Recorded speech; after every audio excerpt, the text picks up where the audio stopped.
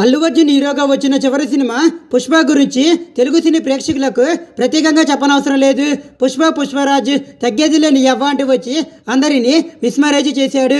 2021లో వచ్చిన ఈ action entertainer block buster హిట్గా నిలిచింది. అయితే ఈ సినిమాలో ఎప్పుడు హీరో పక్కనే ఉండి తెగ సందడి చేసిన తన స్నేహితుడు కేశవకు కూడా విపరీతమైన గుర్తింపు వచ్చింది. కేశవ క్యారెక్టర్లో కనిపించిన రియల్ నేమ్ వచ్చేసి జగదీష్ ప్రతాప్ బండారి. అయితే ఈ సినిమాకు ఫస్ట్ చాయిస్ ఆయన కాదట. ఓ సూపర్ టాలెంటెడ్ ఆర్టిస్ట్ను సెలెక్ట్ చేసుకుని ఆయన కోసమే ఈ క్యారెక్టర్ను డిజైన్ చేశారట.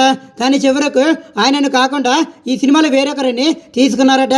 అసలు ముందుగా తీసుకుంటామని చెప్పిన ఆ తెలుగు కుర్రాడు ఎవరు, ఎందుకు అతన్ని తీసుకోలేదు వంటి వివరాల గురించి మనం ఇప్పుడు తెలుసుకుందాం.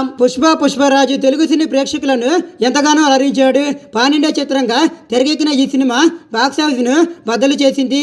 అల్లు అర్జున్, రష్మిక మందన హీరోయిన్లుగా సుకుమార్ తెరకెక్కించిన ఈ సినిమా నార్త్ సౌత్ అనే తేడా లేకుండా దేశవ్యాప్తంగా సంచలన విజయాన్ని అందుకుంది. దీంతో ఈ సినిమాలో నటించిన ప్రతి ఒక్కరికి మంచి గుర్తింపే వచ్చింది. చాలా మందికి అదిరిపోయే క్యారెక్టర్లు ఇచ్చి అందరికీ గుర్తుండిపోయేలా చేశారు సుకుమార్. ముఖ్యంగా అల్లు అర్జున్ స్నేహితుడి పాత్ర అంటే కేశవ పాత్రలో కనిపించిన జగదీష్ ప్రతాప్ బండారికి కూడా విపరీతమైన గుర్తింపు వచ్చింది. అయితే ఈయన ఈ సినిమాకు ఫస్ట్ చాయిస్ కాదట. ఈ సినిమాలో ముందుగా అచ్చమైన తెలుగు అబ్బాయి, super talented character artist, big boss contestant Mahesh విట్టాను తీసుకున్నారట. నేరుగా సుకుమారే రంగంలోకి దిగి మరి మహేష్ను సెలెక్ట్ చేసుకున్నారట. కానీ చివరి నిమిషంలో ఈ సినిమాలో నుంచి ఆయన్ను తీసేశారట.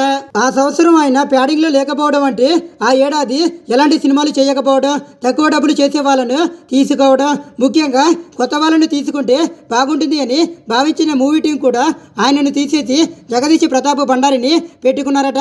ఈ క్యారెక్టర్ మిస్ అయినందుకు మహేష్ చాలానే ఫీల్ అయ్యారట. కానీ ముందు కూడా మంచి ఛాన్సులు వస్తాయని ఆశతో కాలం వెళ్ళబుచ్చుతున్నట్లు తెలిపారు.